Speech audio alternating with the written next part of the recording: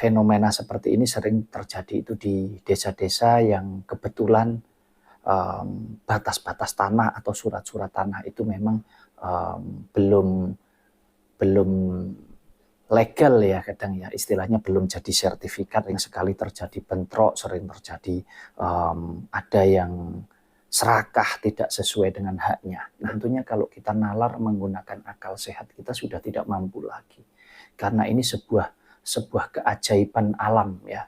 Tentunya ketika ada salah satu di antara 4 unsur ini yang tidak sesuai, tentunya juga akan berakibat yang tidak baik juga ke kita. Jadi istilahnya 4 unsur yang ada di alam itu juga 4 unsur yang ada di pribadi kita. Demikian pula sebaliknya. Maka ketika kita memperlakukannya dengan tidak seharusnya, maka apapun bisa terjadi. Istilahnya yang di alam berdampak kepada kita, dan yang di kita pun ya, yang di pribadi kita juga berdampak kepada alam.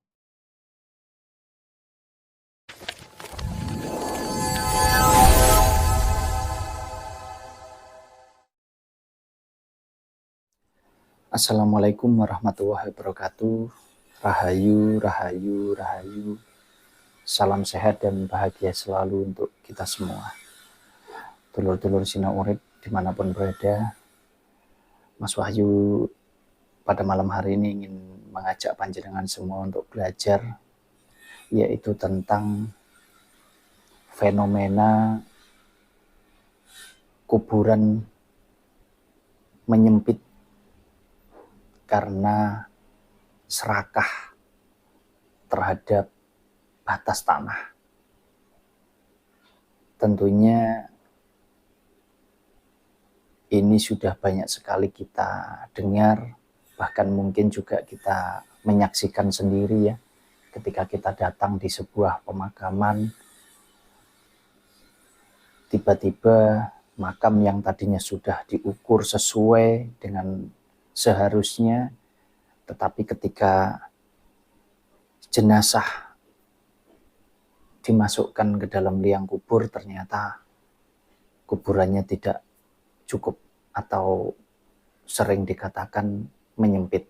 Nah, apakah ini memang benar adanya atau hanya sebuah mitos saja? Nah, berdasarkan dengan pemahaman, pengertian, bahkan pengalaman Mas Wahyu sendiri, memang pernah terjadi seperti itu dan benar adanya. Ini bukan mitos ya, benar adanya ada sebuah makam yang memang bisa menyempit.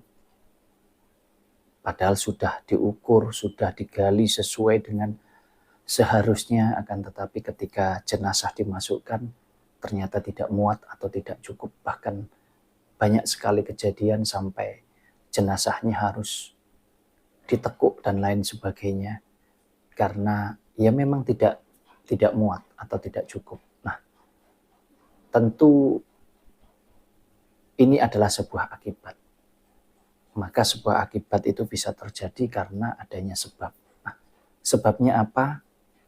Yang sering sekali terjadi, ya enggak tahu ini di daerah-daerah lain ya, untuk dulur-dulur apakah ada kejadian yang sama juga, tetapi khususnya di Pulau Jawa ya, khususnya di Pulau Jawa sering sekali fenomena ini terjadi. Nah, untuk itu Mas Wahyu ingin sedikit memberikan pembelajaran ya, sesuai dengan pengertian dan pemahaman Mas Wahyu, agar mungkin bisa juga memberikan manfaat untuk jenengan-jenengan semuanya. Jadi begini dulur-dulurku semuanya, fenomena kuburan menyempit ini ya, seringkali dikaitkan atau dihubungkan dengan keserakahan terhadap batas tanah. Jadi misalkan kita punya tanah satu petak dan itu berdampingan dengan tanah tetangga atau tanah orang lain atau tanah siapapun lah ya, yang letaknya itu memang berdampingan dengan punya kita. lalu semasa hidup kita ini serakah ya, atau batas tanah yang seharusnya ini tidak sesuai. Jadi istilahnya kalau kata orang Jawa itu nyorok tanah. Jadi kita mengambil tanah yang bukan hak kita. Atau kalau batasnya punya kita itu cuma 100 meter persegi, lalu kita coba ambil entah itu 10 cm, 20 cm, atau bahkan mungkin sampai 1 meter. Yang seharusnya itu bukanlah hak kita. Nah, ini sangat tidak baik sekali. Ya dulur-dulur, di samping satu ini juga melanggar hukum karena tanah itu sudah sesuai dengan surat ukur ya, sesuai dengan surat yang sudah terbit, baik itu dari dinas terkait ya, dari desa, dari kecamatan, ataupun dari BPN. Akan tetapi memang khususnya fenomena seperti ini sering terjadi itu di desa-desa yang kebetulan batas-batas tanah atau surat-surat tanah itu memang belum legal ya, kadang ya istilahnya belum jadi sertifikat. Nah disinilah kadang sering sekali terjadi bentrok, sering terjadi ada yang serakah tidak sesuai dengan haknya. Nah ini yang membuat beberapa hal terjadi, diantaranya yaitu makamnya ketika orang yang serakah ini tadi meninggal dunia, maka makamnya akan menyempit. Nah, lalu bagaimana ini bisa terjadi? Tentunya kalau kita nalar menggunakan akal sehat kita sudah tidak mampu lagi. Karena ini sebuah keajaiban alam ya, sebuah fenomena alam nyata ya, fenomena yang terjadi di alam semesta ini. Karena memang tidak bisa kita pungkiri bahwa hidup kita ini kan terdiri dari 4 unsur ya, dulur-dulur. Unsur air, unsur api, unsur udara, dan unsur tanah. Tentunya ketika ada salah satu di antara 4 unsur ini yang tidak sesuai, tentunya juga akan berakibat yang tidak baik juga ke kita. Jadi istilahnya 4 unsur yang ada di alam itu juga 4 unsur yang ada di pribadi kita. Demikian pula sebaliknya. Maka ketika kita memperlakukannya dengan tidak seharusnya, maka apapun bisa terjadi. Istilahnya yang di alam berdampak kepada kita, dan yang di kita pun ya, yang di pribadi kita juga berdampak kepada alam.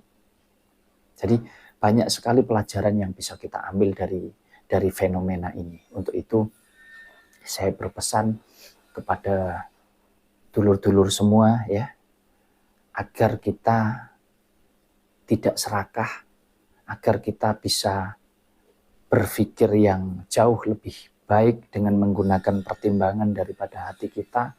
Jikalau memang bukan hak kita, ya semestinya kita tidak boleh mengambilnya atau kita tidak boleh merebutnya, baik dengan cara halus maupun dengan cara yang mungkin sampai bertengkar dan lain sebagainya. Lebih baik mengalah. Kalau untuk urusan tanah, urusan ya banyak ya, mungkin ada harta warisan dan lain sebagainya. Jadi lebih baik kita mengalah untuk sesuatu yang jauh lebih baik untuk pribadi kita.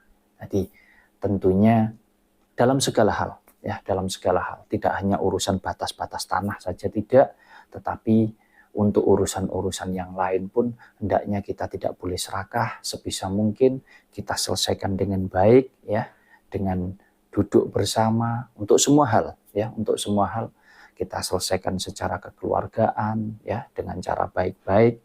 Kalau memang tidak bisa, kita bisa mengalah, monggo. Kalaupun memang tidak bisa, ya biar diselesaikan oleh pihak yang berwenang saja. Entah itu baik dari dinas terkait maupun dari aparat-aparat yang terkait untuk menyelesaikan sesuai dengan persoalan yang kita hadapi.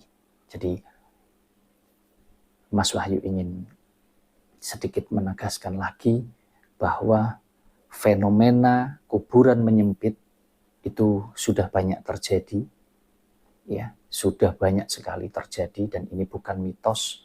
Untuk itu hendaknya kita ambil hikmah dari semua ini. Apa yang menjadi hak kita ya kita sesuaikan, ya. Jikalau bukan, ya biar dihaki oleh mereka yang mau. Mungkin itu sedikit pesan dari Mas Wahyu, sedikit apa yang bisa Mas Wahyu sampaikan kepada dulur-dulur semuanya, agar semuanya bisa kita senantiasa berhati-hati, kita senantiasa terus belajar di dalam menjalani kehidupan ini untuk tentunya menjalani hidup yang jauh lebih baik lagi ke depannya. Terima kasih, semoga bermanfaat. Assalamualaikum warahmatullahi wabarakatuh.